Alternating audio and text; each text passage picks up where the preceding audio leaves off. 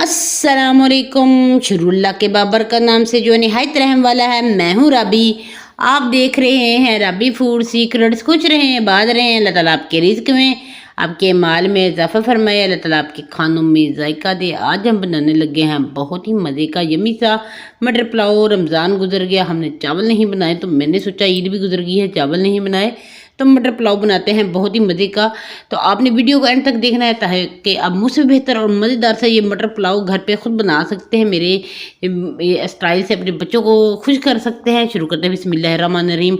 इसके लिए हमने चावल लिए हैं, ये बासमती चावल हैं कायनात के। तो इसको हमने 1.5 कप लिया है, यानी कि ये मेरा 1.5 जो छोटा कप है ये 1.5 बनता है। अगर गिलासों में लेंगे तो 2 गिलास बनेंगे। इसको अच्छे से आपने साफ़ कर लेना है और इसके अंदर हमने पानी डाल देना है, इसको धो देना है अच्छे से। आपने इसके 2 से 3 पानी निकालने हैं ताकि ये अच्छे से इसके अंदर जो मट्टी लगी हुई है वो सारी ख़त्म हो जाए।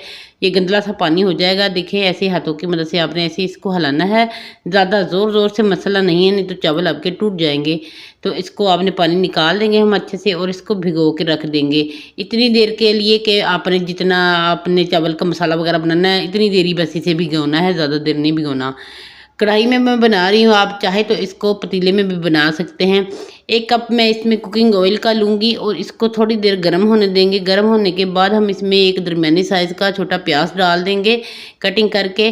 तो इसको आपने इतनी देर हमने इसको करना है सोते कि इसका हल्का सा कलर आ जाए। इसके बाद लहसुन अदरक का 1 चम्मच हम डाल देंगे दोनों का इस पेस्ट का। तो इसको भी आपने अच्छे से इसको थोड़ा थोड़ा सा ना ब्राउन होने देना है, ज़्यादा भी जलाना नहीं है ताकि इसकी खुशबू निकल के आ जाए और इसका कच्चापन ख़त्म हो जाए। इसी के साथ हम इसमें हरी मिर्च का इस्तेमाल करेंगे, जिसमें मैं ये 2 से 3 चम्मच हरी मिर्च के डालूंगी पीसी हुई के। तो ये अगर वैसे अंदाज़ा लगाया जाए 7 से 8 हरी मिर्चें हैं जिनको मैंने चॉपर में चॉप करके इसमें डाल दिया है। और इसको भी थोड़ी देर पकाएंगे ताकि इसका स्पाइसीपन जो है ना थोड़ा कम हो जाए। अगर ऐसे डालेंगे तो ये ज़्यादा तीखी होंगी, तो इसलिए इसको कम कर देंगे। तो इसके अंदर हम डालेंगे टमाटर का पेस्ट। 2 अदर टमाटर मैंने इस्तेमाल किए हैं, इसमें छिलका रिमूव करके इसका पेस्ट बना लिया। तो इसको भी हमने थोड़ी देर भूनना है और इसके साथ ही हमने मसाले डाल देने हैं। मसाले बड़े सादे जाएंगे 2 से 3, जिसमें नमक जाएगा। नमक मैंने इसमें 2 चम्मच डाले हैं। 1 चम्मच मैंने इसमें काली मिर्च का डाला है और 1 चम्मच ये पैकेट में मिलता है, 1 चम्मच ही होता है। ये चिकन पाउडर है, इसमें चिकन की खुशबू आएगी इसकी मदद से। चिकन 1 चम्मच इसके साथ डालने के साथ हमने इसको हल्का हल्का भूनना है, इतना कि ये मसाले कच्चे ना रहें। इसमें लाल मिर्च का इस्तेमाल नहीं जाएगा। 1 घूंट पानी का डालेंगे और इसको हमने भूनना इतनी देर के इसके कच्चापन ख़त्म हो जाए चिकन पाउडर का और काली मिर्च का। नमक तो वैसे भी कच्चा भी डाल सकते हैं। तो इसमें हम डालेंगे मटर। ये मटर ½ kg हैं। तो इसको आपने 500 ग्राम लेकर उनको छील लेना है। तो 500 ग्राम ये से थोड़े कम रह जाते हैं। तो ये इसको भी अच्छे से मिक्स करेंगे। ये तकरीबन 300 ग्राम के करीब मटर के दाने होते हैं। तो इसमें आलू डालेंगे। आलू आप किसी भी शेप में इसको कटिंग करके डाल सकते हैं। मैंने साथ में 1 लेमन डाला है छिलकों समेत, जिसको कटिंग करके मैंने डाला है। 3 से 4 ही से इसके कटिंग के कर दिए थे। इनकी भी भुनाई करेंगे और इसके साथ हम पानी डाल देंगे। पानी आपने इतना डालना है जितने आपके चावल हैं उसका आपने डबल पानी डालना है। मेरे ये 1.5 थे तो मैं ये 3 कप पानी के डालूँगी। ये देखें। तो ये इसको डाल के इसके साथ ही हमने नमक चेक करना है। अगर आपको पानी में नमक थोड़ा कम लगे तो आपने नमक और डाल देना है। नमक इसमें 1 चम्मच और जाएगा, मुझे नमक कम लगा तो मैंने नमक पहले मैं कम ही रखती हूँ, बाद में मैं पानी में चेक कर लेती हूँ। अगर आपको नमक कम लगे तो फिर डालें। अगर नमक तेज़ थोड़ा महसूस हो फिर ना डालें, क्योंकि फिर चावल डालने के बाद वो नमक बैलेंस में आ जाएगा। तो उसके साथ आपने इसको पकने देना है। पकने के बाद हम इसमें जो चावल हमने भिगो के रखे थे इसका पानी रिमूव कर देंगे। ये इसमें डाल देंगे सारे के सारे और इसको अच्छे से आप बोल को साफ़ करें। कोई भी बर्तन हो उसको अच्छे से साफ़ किया करें। अल्लाह का रिज़्क और नेमत है, इसको ज़ाया ना किया करें।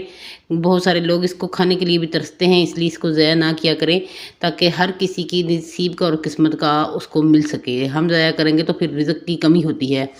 तो इसके साथ ही हमने इसको मिक्स करने के बाद इसको ढक्कन लगा के इतनी देर पकाना है कि इसका थोड़ा थोड़ा पानी खुश्क हो जाए।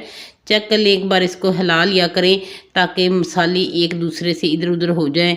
अगर आप हिलाएंगे नहीं तो एक जगह पे ही सारा कुछ जमा हो जाता है, इसलिए आपने इसको हल्का सा हिलाना है और चेक करना है थोड़ी देर बाद।